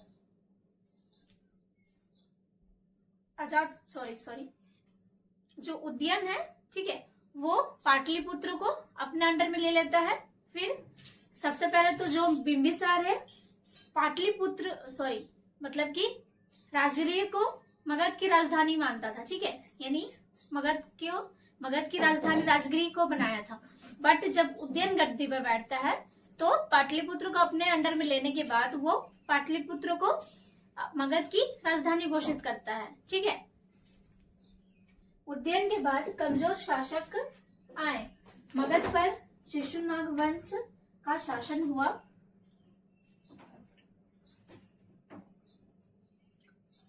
उसके बाद जब उदयन गद्दी पर बैठता है तो उदयन के बाद एक शिशुनाग वंश आता है जो काफी कमजोर था। ठीक है, उसका दौर ज्यादा टाइम तक चला नहीं उसका शासन। फिर उसके बाद महापद्मनंद ने नंद वंश की स्थापना की। मगध की शक्ति फिर से बढ़ी। अंतिम शासक धनानंद था। धनानंद को कमजोर और अलोकप्रिय माना जाता है। उसके बाद उदयन के बाद शिशुनाग वंश आता है। ठीक है, वो काफी टाइम तक तो चला नहीं, वो तुरंत से ही थोड़ा टाइम शासन के बाद ही वो फिर समाप्त हो गया। उसके बाद जो है महापद्मनंद जो है वो नंद वंश का स्थापना करता है और फिर नंद वंश की शासन शक्ति स्थापित हो जाती है मगध में। ठीक है, और उसका जो अंतिम शासक है जो नंद वंश जो है वो भी काफी टाइम तक नहीं चला क्योंकि वो काफी कमजोर था। तो उसका लास्ट शासक जो था धनानंद था, और धनानंद को काफी कमजोर और लोकप्रिय शासक माना जाता है क्योंकि धनानंद जो है वो ऐसा कोई विजय कहीं पे प्राप्त किया नहीं, ना ही कोई राज्य स्थापित किया और ना ही वो कुशल शासक था। ठीक है, और लोकप्रिय था, यानी कि जनता जो है उसे लोकप्रिय की नजर से नहीं देखते थे। चंद्रगुप्त मौर्य ने नंद वंश को हराया। मगध में मौर्य वंश की स्थापना की। उसके बाद फिर जब धनानंद की वहां पे शासक सत्ता समाप्त हो जाती है, यानी नंद वंश की शासन सत्ता समाप्त हो जाती है। उसके बाद जो है चंद्रगुप्त मौर्य आते हैं। चंद्रगुप्त मौर्य नंद वंश को हराते हैं। ठीक है, नंद वंश को हराने के बाद फिर गद्दी पर बैठता है चंद्रगुप्त मौर्य। ठीक है, लास्ट में फिर मगध में मौर्य वंश की स्थापना हो जाती है, यानी कि चंद्रगुप्त गद्दी पर बैठता है। फिर धीरे धीरे वैसे ही मगध का जो राजा बनता है वो मौर्य वंश के जो भी उत्तराधिकारी रहते हैं वो बनते चले जाते हैं, यानी मौर्य वंश की स्थापना हो जाती है, स्थापित हो जाते हैं मगध में। ठीक है, तो स्टूडेंट्स आप लोग को हर एक पॉइंट कहानी के जैसा याद रखना है कि इसके बाद क्या हुआ, इसके बाद क्या हुआ, क्योंकि इतिहास ऐसे ही याद नहीं रहता है। उसमें अगर आप कहानी के जैसा पढ़िएगा तो आपको सारा कुछ याद रहेगा, लेकिन अगर आप रट्टा मारते रहिएगा तो आपको कुछ याद रहने वाला नहीं है। जैसे इसी में सबसे पहले मगध शक्तिशाली शासक था, मतलब शक्तिशाली राज्य था। ठीक है, तो सबसे पहले उसमें बिंबिसार राजा बने थे। ठीक है, उसके बाद फिर बिंबिसार ने कई राज्यों को स्थापित किया। पहले कौशला देवी से विवाह किया। ठीक है, फिर जो वैशाली के जो राजा है उसकी पुत्री के साथ विवाह किया। ठीक है, वैसे ही करते करते वो अपने राज्य को स्थापित करते चले गए। ठीक है, उसके बाद फिर उसका जो पुत्र था अजातशत्रु उसकी हत्या कर देता है। ऐसे करके आपको याद रखना होगा, अजातशत्रु जो है उसकी हत्या कर देता है। फिर अजातशत्रु गद्दी पे बैठता है, फिर उसका शासन सत्ता चलने लगता है। तो सबसे पहले जब कौशला देवी की जब मृत्यु होती है, यानी कि अजातशत्रु की माँ की जब मृत्यु होती है, तो फिर वो काशी को पाने के लिए मगध और क्या बोलते हैं कौशल के बीच युद्ध छेड़ता है। तो उसमें फिर अजातशत्रु की विजय होती है। ठीक है, फिर उसका बेटा आता है गद्दी पर बैठने के लिए, उदयन। ठीक है, यानी कि पहले बिंबिसार आता है, फिर अजातशत्रु आता है, फिर उदयन आता है। उदयन का शासन सत्ता समाप्त होने के बाद फिर नंद वंश की स्थापना होती है। फिर नंद वंश आता है, फिर नंद वंश के बाद फिर मौर्य वंश आता है। तो इस तरह आपको याद रखना होगा कि क्या क्या, इसके बाद क्या आता है, इसके बाद क्या आता है। एक कहानी की तरह आपको सारा कुछ याद रखना होगा, तब आपको याद रहेगा। क्योंकि हिस्ट्री जो है वो, हिस्ट्री का मतलब ही होता है, इतिहास का मतलब ही होता है, इति मतलब बीती और इतिहास का मतलब कहानी, यानी बीती हुई कहानी। तो आपको हर एक चीज कहानी के रूप में याद रखना है। ठीक है, जैसे मैंने आप लोगों को पिछले चैप्टर्स में जो पढ़ाया है वो सब भी आपको कहानी की तरह याद रखना है। ठीक है, हर एक चीज को, तभी आप सारा कुछ याद रख पाइएगा। आप लोग उसको अच्छे से नोट डाउन कर लीजिए। तो स्टूडेंट्स लास्ट हम लोग का केस स्टडी है वज्जित संघ, यानी कि मैं आप लोगों को इसमें वज्जित संघ के बारे में बताऊंगी कि इसमें क्या क्या है। वज्जित संघ क्या था? वज्जित संघ तो एक संगठन था, बस इसमें जो क्या क्या कार्य इसमें होता था। ठीक है, ये क्या था पूरा अच्छे से बताऊंगी। वज्जित संघ के बारे में जानकारी बौद्ध ग्रंथों से मिलती है। इसमें कुल 8 गण यानी कुल या जन शामिल है। इनमें लिच्छवी सबसे प्रसिद्ध था। वज्जित संघ जो है उसमें कुल 8 कुल शामिल थे, यानी कि कुल 8 जो जनजाति है वो शामिल थे। ठीक है, और इसका जो प्रमुख जनजाति जो था यानी कुल था वो था लिच्छवी जनजाति। ठीक है, और वज्जित संघ के बारे में आपको बौद्ध ग्रंथों में पूरा डिटेल में आपको जानकारी इसके बारे में मिल जाएगा। महावीर का संबंध लिच्छवी वंश से था। गौतम बुद्ध शाक्य वंश के थे और गण संघ परंपरा से जुड़े थे। महावीर का जो संबंध है वो लिच्छवी वंश से था, यानी कि जो महावीर जो है वो लिच्छवी वंश से ही थे, यानी लिच्छवी जनजाति से ही थे। ठीक है, और जो गौतम बुद्ध है वो शाक्य वंश से थे। ठीक है, तो ये दोनों ही जो है वो वज्जित संघ से जुड़े हुए थे। लिच्छवियों की राजधानी वैशाली थी। यह एक समृद्ध और प्रसिद्ध शासक था।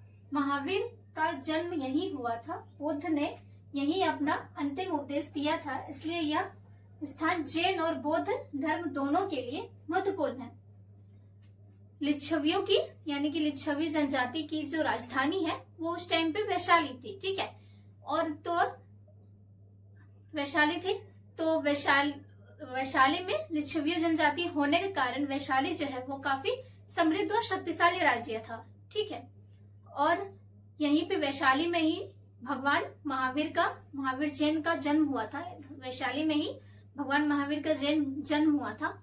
ठीक है, और तो और यहीं पे जो भगवान बुद्ध है वो अपना अंतिम उपदेश यहीं पे वैशाली में ही दिए थे। तो ये जैन धर्म और बौद्ध धर्म ये दोनों के लिए ही जो ये स्थान है यानी कि जो वैशाली है वो काफी महत्वपूर्ण थी। ठीक है, वज्जित संघ एक गणराज्य था। एक निर्वाचित सभा द्वारा चलाया जाता था। इसमें कोई एक राजा नहीं होता था, सभी निर्णय बहुमत से लिए जाते थे।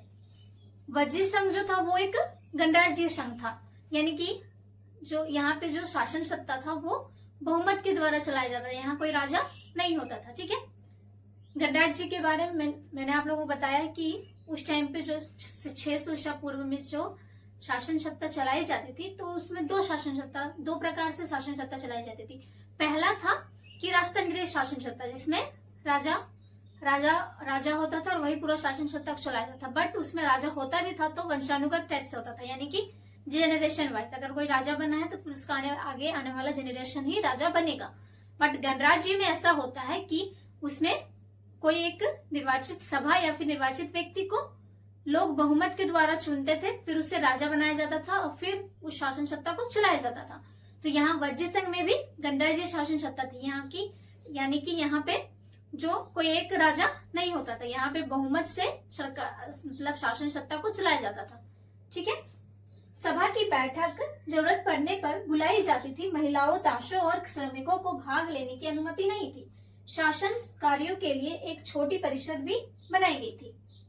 सभा की बैठक यहाँ पे होती थी, यानी कि अगर आपको कुछ दिक्कत है या फिर आपको कुछ अपना गांव में चाहिए, मतलब कुछ भी, ठीक है, कोई वर्क को लेकर के, तो यहाँ पे एक सभा बैठक बुलाई जाती थी जिसमें लोग अपने प्रॉब्लम्स के बारे में बताएंगे और फिर उनका हल किया जाता था। ठीक है, लेकिन यहाँ पे ये चीज था कि उस टाइम पे इस सभा में महिला, दास और जो श्रमिक है, इन तीनों को ही यहाँ पे आने से विच्छेद था, यानी कि यहाँ पे आने की अनुमति नहीं थी। मैंने आप लोगों को बताया था कि 600 ईसा पूर्व के बाद से जो महिलाएं हैं उनकी स्थिति काफी खराब हो गई थी। ठीक है, तो यहाँ तक कि इन्हें सभा में बैठने का भी बुलाया नहीं जाता था, महिलाओं को, दासों को और श्रमिकों को।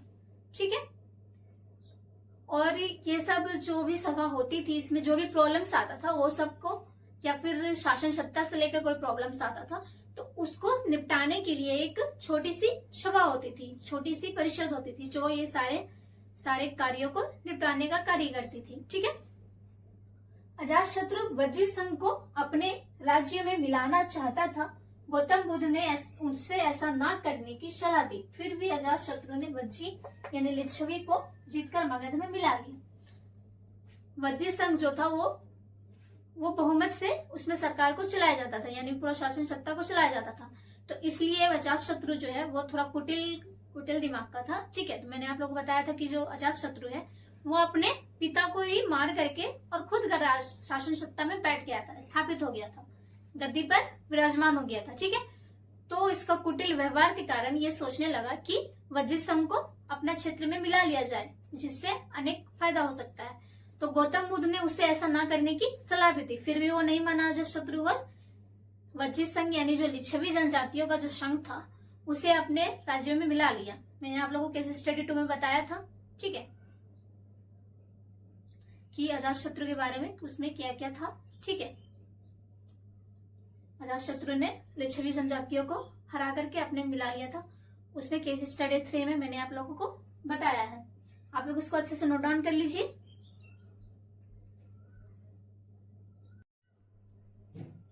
लास्ट में मैं आप लोगों को पाठ का सार बताने वाली हूँ, यानी कि इसमें क्या होगा कि इसमें बताऊंगी कि मैंने आप लोगों को क्या क्या पाठ में पढ़ाया है, पूरा की नोट्स में बताऊंगी, यानी कि कम शब्दों में सारा कुछ बताऊंगी। ठीक है, पहले मैंने आप लोगों को राजतंत्र शासन प्रणाली के बारे में बताया था, यानी कि इसमें जो शासन सत्ता होता है वो राजा के द्वारा होता है। ठीक है, बौद्ध ग्रंथों से हमें पता चलता है कि ईसा पूर्व 6वीं शताब्दी में 16 महाजनपद थे, उनमें से कुछ राजतंत्रीय राज्य भी थे। इन राजाओं पर वंश परंपरा से चले आ रहे राजाओं का शासन था। बौद्ध ग्रंथों से हमें पता चलता है कि उस टाइम पे जो था, यानी 600 ईसा पूर्व में, ठीक है, उस टाइम पे 16 महाजनपद थे। महाजनपद और जनपद के बारे में मैंने आप लोगों को बताया था कि जनपद किसे कहते हैं, जैसे कि बड़े से इलाकों में गांवों का बसना, ठीक है, उसे जनपद कहा जाता है।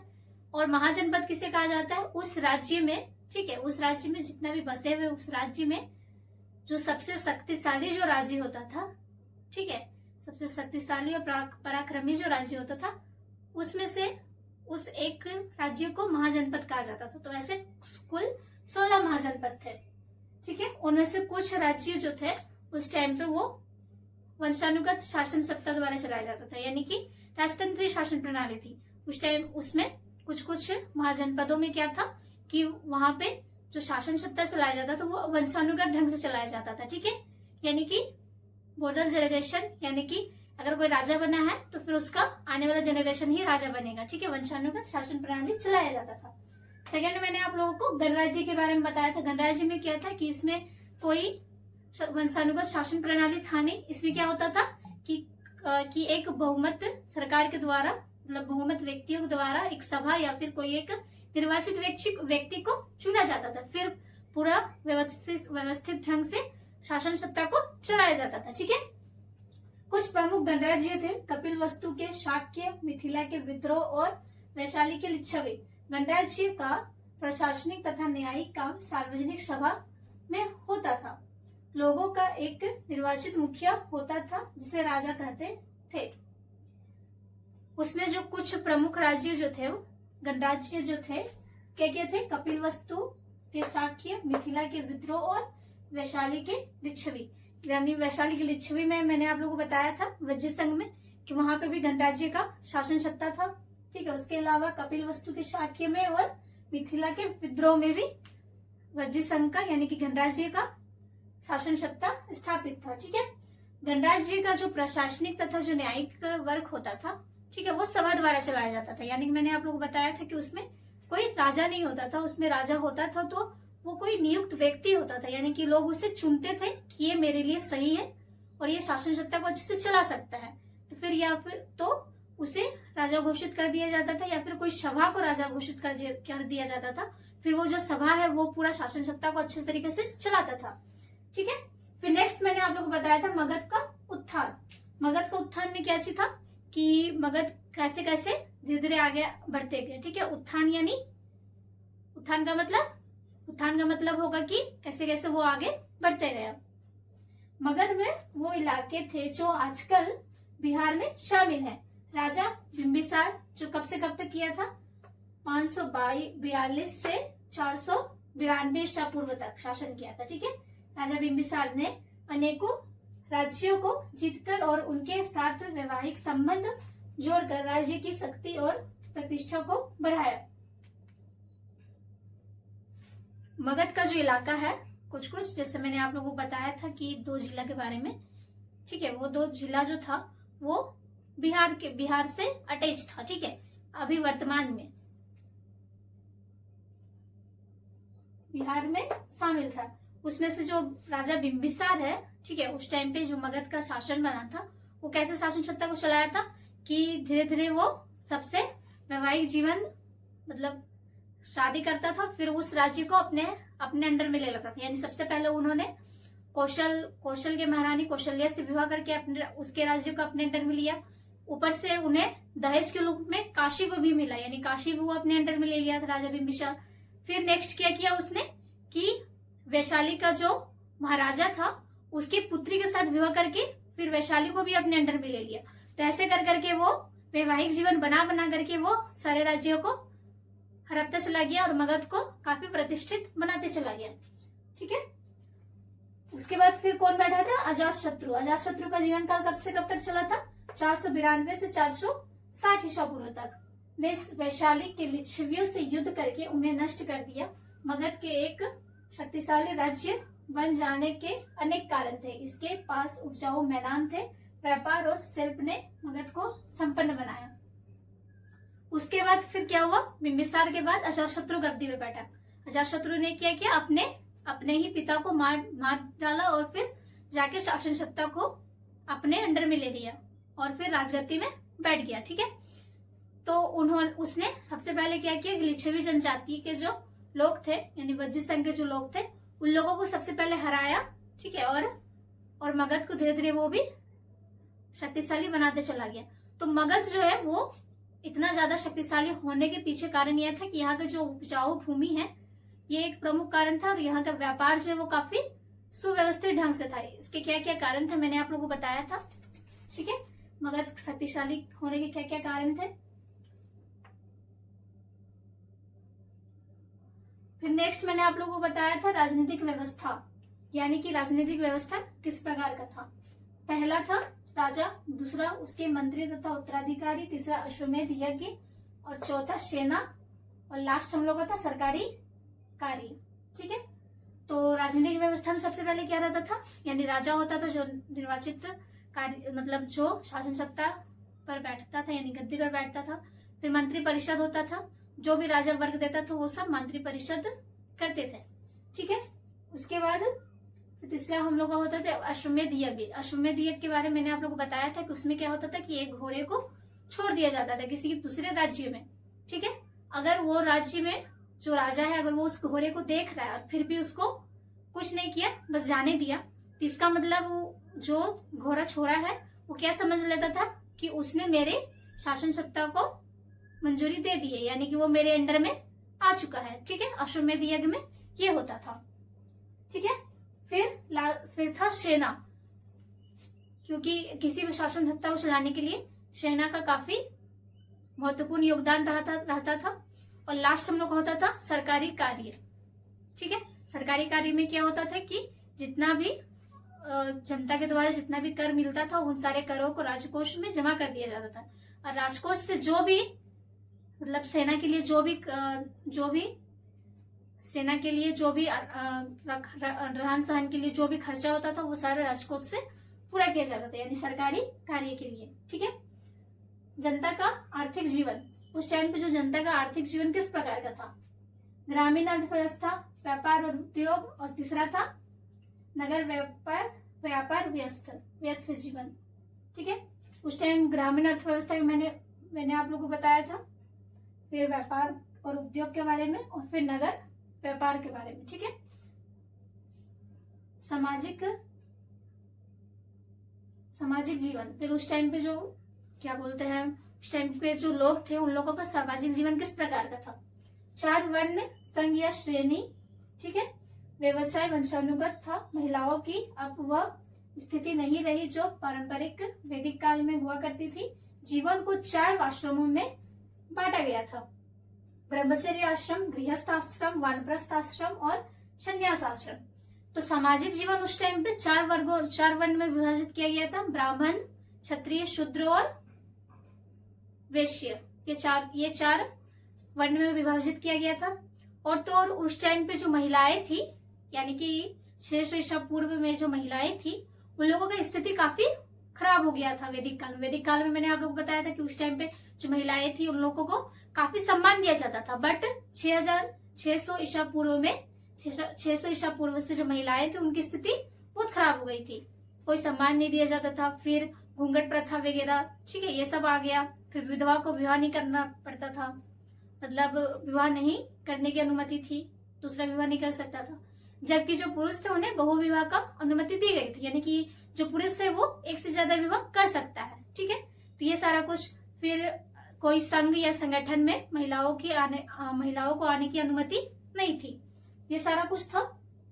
ठीक है, फिर और तो और जीवन को उस टाइम पे चार आश्रमों में बांटा गया था। पहला था हम लोग का ब्रह्मचर्य आश्रम, यानी कि इस टाइम पे जो किशोरावस्था है, मतलब जो बालावस्था है, वो बालावस्था में बाहर जाएगा और शिक्षा और अपने चरित्र को डेवलप करेगा। ठीक है, ब्रह्मचर्य आश्रम ये होता था। गृहस्थ आश्रम में मैंने आप लोगों को बताया था कि गृहस्थी आश्रम में क्या होता है कि उस टाइम पे लोग विवाह करते हैं और अपनी गृहस्थी को बसाते हैं।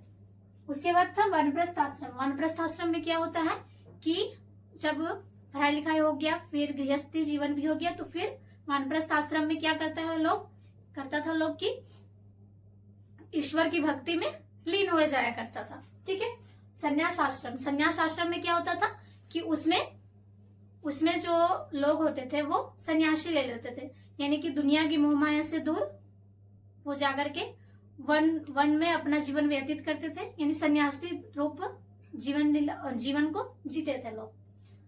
फिर लास्ट था धर्म के बारे में मैंने आप लोगों को बताया था। धर्म जटिल हो गया था और ब्राह्मण या पुजारी वर्ग बहुत शक्तिशाली हो चुका था। धर्म जो है वो 4 वर्गों में पहले विभाजित हुआ था, यानी कि समाज को 4 वर्णों में विभाजित किया गया, ब्राह्मण, क्षत्रिय, वैश्य और शूद्र में।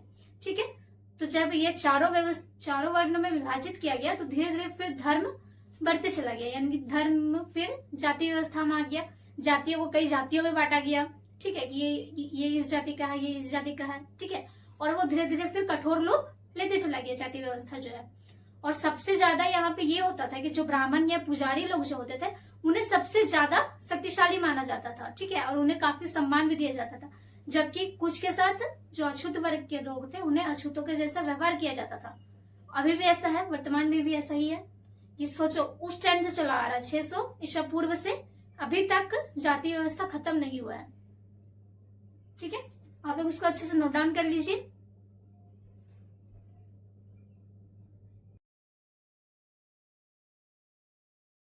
हेलो स्टूडेंट्स, अनिमा क्लासेस में आपका स्वागत है। मैं आज आप लोगों को क्लास 6 हिस्ट्री पार्ट 5 आरंभिक राज्य, गणराज्य और राजतंत्रीय शासन प्रणाली का प्रश्न उत्तर, fill in the blanks, mention the following, सारा कुछ करवाऊंगी। अगर आपको इस चैप्टर का नोट्स या फिर वीडियो लेक्चर चाहिए तो आप मेरे अनिमा क्लासेस को ज्वाइन कर सकते हैं, ठीक है। चलिए शुरुआत करती हूँ। पहला प्रश्न है, बिंबिसार किस प्रदेश का राजा था? क अवंती, ख मगध, ग गांधार, घ कलिंग। सही उत्तर होगा ख मगध। दूसरा प्रश्न है, पाटलिपुत्र शहर की स्थापना किसने की? क बिंबिसार, ख शिशुनाग, ग अजातशत्रु, घ उदयन। तो इसका सही जवाब क्या होगा? क बिंबिसार। तीसरा प्रश्न है, 600 ईसा पूर्व से 400 ईसा पूर्व के बीच राजा की आय का सबसे महत्वपूर्ण स्रोत था? क लोगों द्वारा राजा को दिए गए उपहार, ख चुंगी, ग भूराजस्व, घ वन्य उत्पाद। इसका सही उत्तर होगा क लोगों द्वारा राजा को दिए गए उपहार। चौथा प्रश्न है, 600 ईसा पूर्व से 400 ईसा पूर्व के दौरान राजा को परामर्श देने के लिए गठित मंत्रिपरिषद में किस महत्वपूर्ण स्थान प्राप्त था? क वैश्यों को, ख शूद्रों को, ग राजपुरोहित तथा सेनापति, या घ शिल्पकार और व्यापारी। इसका सही जवाब होगा ग राजपुरोहित तथा सेनापति। दूसरा में हम लोग का है, सही विकल्प का चयन करके रिक्त स्थानों को भरिए। पहला प्रश्न है, 600 ईसा पूर्व से 400 ईसा पूर्व के बीच बड़े राज्यों और गणराज्यों के उदय और विकास के संबंध में जानकारी के मुख्य स्रोत डेस है? पहला क ऋग्वेद, ख यजुर्वेद, ग पुराण तथा उपनिषद। तो इसका उत्तर होगा ग पुराण तथा उपनिषद। दूसरा प्रश्न है, जातक कथाएं से संबंधित है? क गिरजैन ग्रंथों, ख बौद्ध ग्रंथ, ग वैदिक ग्रंथ। इसका सही जवाब होगा ख बौद्ध ग्रंथ। तीसरा प्रश्न है, राजतंत्रीय राज्य पर देश द्वारा शासन किया जाता था? क वंशानुगत राजा या सम्राट, ख एक निर्वाचित सभा, ग लोगों के छोटे समूह। इसका सही जवाब होगा क वंशानुगत और राजा सम्राट। चौथा प्रश्न है, बौद्ध ग्रंथ से हमें पता चलता है कि ईसा पूर्व 6ठी शताब्दी में गंगा नदी के मैदानी भूभागों में देश महाजनपद थे? क 14, ख 15, ग 16। इसका सही जवाब होगा ग 16। ईसा पूर्व 6ठी शताब्दी में मगध राज्य आज के देश राज्य के क्षेत्रों में स्थित था? क बंगाल, ख बिहार, ग ओडिशा। सही उत्तर होगा ख बिहार। तीसरा है, निम्नलिखित प्रश्नों के संक्षिप्त में उत्तर दीजिए। इसका संक्षिप्त में उत्तर देना है। पहला प्रश्न है, 4 वेदों के नाम बताइए। उत्तर होगा 4 वेदों के नाम है, पहला ऋग्वेद, दूसरा यजुर्वेद, तीसरा सामवेद और चौथा अथर्ववेद, ठीक है। पहला प्रश्न है, बुद्ध के समय के किन्हीं 2 प्रमुख गणराज्यों के नाम बताइए। उत्तर होगा बुद्ध के समय के 2 प्रमुख गणराज्यों के नाम हैं, पहला कपिवस्तु के शाक्य और दूसरा वैशाली के लिच्छवी। दूसरा प्रश्न है, 600 ईसा पूर्व में विकसित 2 प्रमुख राजतंत्रीय राज्यों के नाम बताइए। उत्तर होगा 600 ईसा पूर्व में विकसित 2 प्रमुख राजतंत्रीय राज्यों के नाम हैं, पहला अवंती, दूसरा मगध। तीसरा प्रश्न है, अजातशत्रु के राजा बनने के शीघ्र बाद कौशल और मगध के बीच युद्ध का क्या कारण था? उत्तर होगा अजातशत्रु के राजा बनने के शीघ्र बाद कौशला देवी की मृत्यु के बाद अजातशत्रु के भाई ने काशी शहर वापस ले लिया, इसलिए मगध और कौशल के बीच युद्ध हुआ। चौथा प्रश्न है, महाजनपद का क्या अर्थ है? उत्तर होगा, हर आर्य कबीले का अपना जनपद था और कबीले के लोग पूरे उत्साह से उसकी रक्षा करते थे। उनमें से बड़े और अधिक शक्तिशाली जनपदों को महाजनपद कहा जाता था। ठीक है। पांचवा प्रश्न है, शाक्य गणराज्य के प्रशासन के बारे में आप क्या जानते हैं? उत्तर होगा, दूसरों की अपेक्षा शाक्यों के बारे में अधिक जानकारी मिलता है। शाक्य गणराज्य नेपाल और भारत की सीमा पर स्थित था। गणराज्य का प्रशासनिक और न्यायिक काम सार्वजनिक सभा होता था। गणराज्य के कानून बनाने के लिए भी सभा की बैठक होती थी। लोगों का एक निर्वाचित मुखिया होता था जिसे राजा कहते थे। वह सभा की बैठकों की अध्यक्षता करता था। छठा प्रश्न है, 600 ईसा पूर्व के आसपास मगध एक शक्तिशाली राज्य बन गया था। इनकी दो कारण बताइए। उत्तर होगा, 600 ईसा पूर्व के आसपास मगध एक शक्तिशाली राज्य बन गया था। इसके दो कारण निम्नलिखित हैं। पहला, इसके पास उपजाऊ मैदान थे जिसमें विभिन्न प्रकार की फसलें पैदा होती थी। शासकों को बहुत बड़ी मात्रा में भू राजस्व और अन्य कर मिलते थे। आय का उपयोग विशाल सेनाओं को रखने के लिए किया जाता था।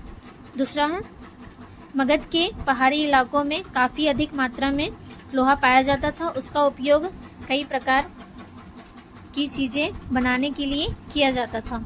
विशेषतः कृषि के औजार तथा हथियार। मगध की सेना शास्त्रों से पूरी तरह लैस थी। सातवां प्रश्न है, अश्वमेध यज्ञ क्या था?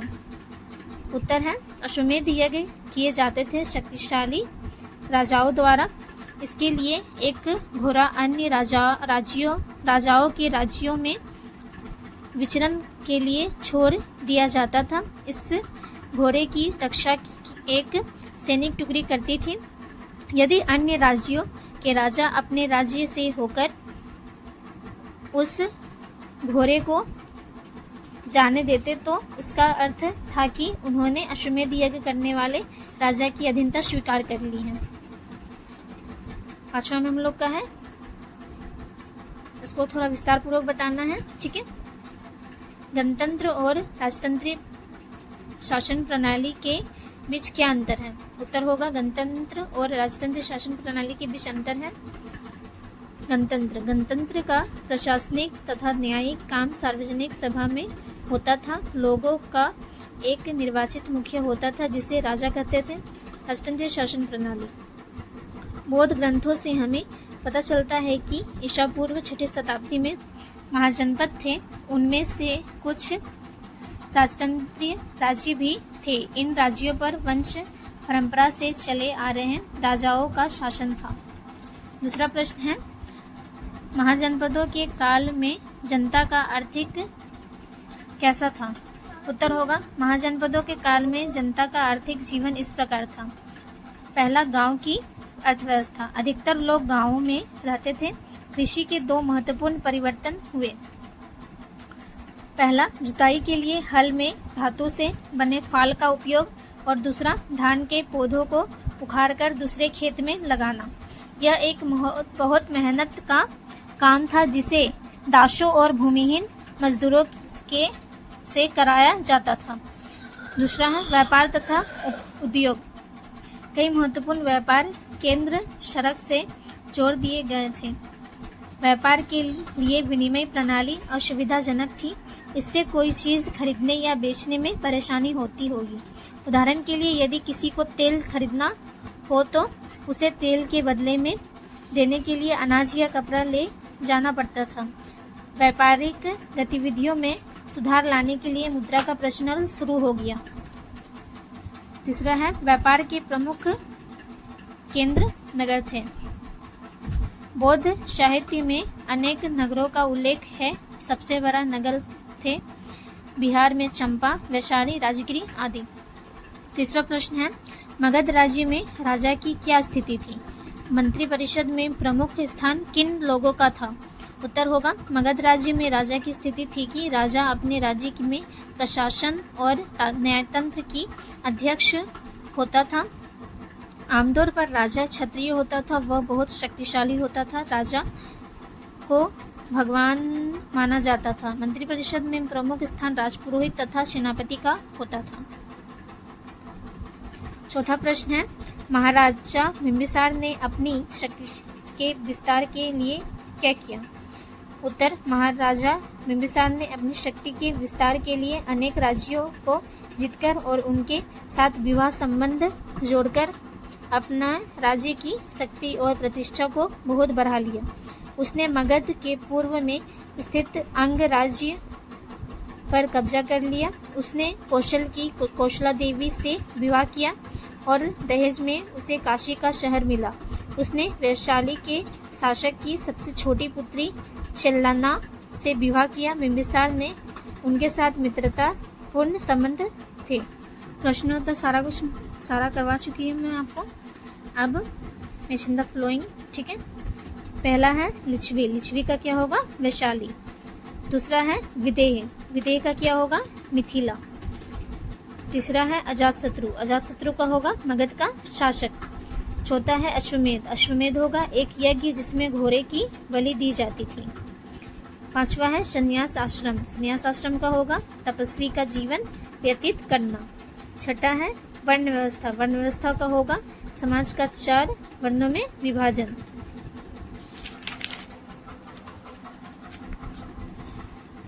ठीक है। अब छठा में हम लोग का है मेरी पहचान करे मैं कौन हूँ।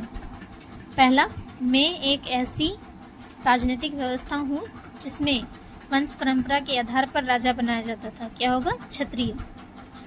मैं एक ऐसी राजनीतिक व्यवस्था हूँ जिसमें जनता द्वारा निर्वाचित एक सभा होती है। उत्तर होगा गणराज्य। मैं मगध साम्राज्य की राजधानी हूँ। उत्तर होगा पटना। मैं धार्मिक उपदेश देता हूँ, धार्मिक अनुष्ठान कराता हूँ। उत्तर होगा ब्राह्मण। ठीक है। तो मैं आज आप लोगों को इस चैप्टर का सारा प्रश्न उत्तर, fill in the blanks, question answer सारा कुछ करवा चुकी हूँ। आशा है कि आपको मेरी वीडियो पसंद आई होगी। धन्यवाद।